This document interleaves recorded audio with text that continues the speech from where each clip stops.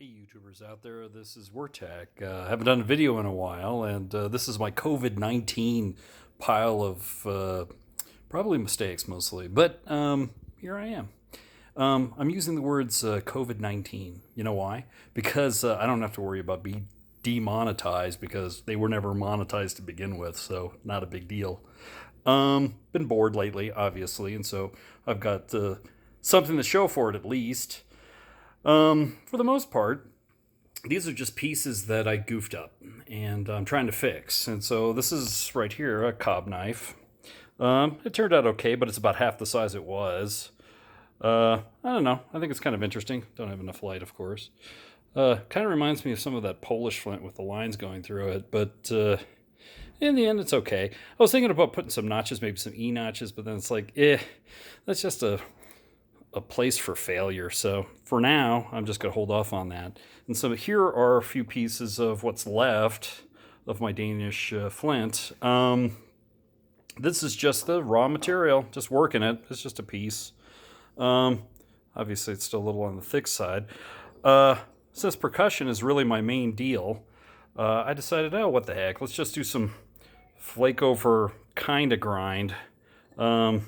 So I've got this piece right here. You can see a little overshot occurred right there. Actually, I wonder if I can get a good angle on that. But I decided to leave it in there.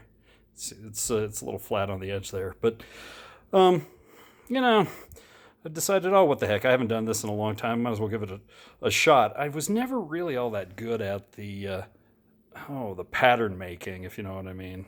And so with a little light here, you can kind of see what's going on. So I'd say it's a pretty reasonable, try for many, many years since trying it. You can see the original material. I've got like two more of these little slabs left, and the amazing thing is I haven't heat treated it, so you can see there's actually a gloss on there. I don't actually have to heat treat this stuff at all. That's one of the joys of Danish flint. And then I have some Georgetown. This was a piece I broke in half, so I took one half and started working it. I guess my problem or, issue is what the hell do I do with them? Hey, it's getting pretty thin, but, now what do I do? Do I notch it? Do I leave it? What is it exactly? I got a few colorful guys. This is a little mookaite. I ponder about heat treating them, but the problem is the colors change sometimes, and so you might get something that looks really neat into something that looks really awful. So, but here's the type of issues I run into. It's like, oh, hinge. Is this going to work? This side probably looks a little better, but big lumpy spot right here. What am I going to do with this? No idea. And it seems like you kind of have to be in the zone. And here's an even bigger piece I was trying to reduce. Now let's see with the light. It dove in here. Isn't that nice? But in the end, it's really that question of, well, what am I going to do? How am I going to finish it?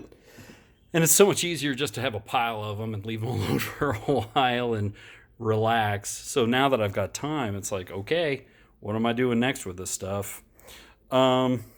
Anyway, I wanted to show some of the tools I've got. For the flaking tool, I use this. It's Delrin. What we did was many, many years ago, we purchased a bunch of, I think it was 1 1/8 inch, maybe it was 1 1/2 inch Delrin rods from Interstate Plastics. Heck, I don't even know if they still exist. And what you do is before you turn them down on a wood lathe, you drill a hole in the center of it for your copper, and then simple holes here that have been tapped so that you can lock the copper down. And that's about it. There's really nothing more to it. And these Delrin ones are really nice because they don't crack. And I've had a few wood handles, and when they crack, it's really depressing because you want to get used to the tools that you've got. That's the only downside, I think, with Abo. These things will eventually wear down, and they'll lose, the magic, I suppose.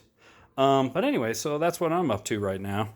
I'm also playing on the old strum stick these days, and I've got a chromatic strum stick. So there are more songs that you can play with a chromatic. even though it kind of throws you off from if you're playing diatonic. So I might show a video of that. But anyway, this is about it. And, watch out for that COVID-19. Oh, and being demonetized. Anyway, thanks. Bye.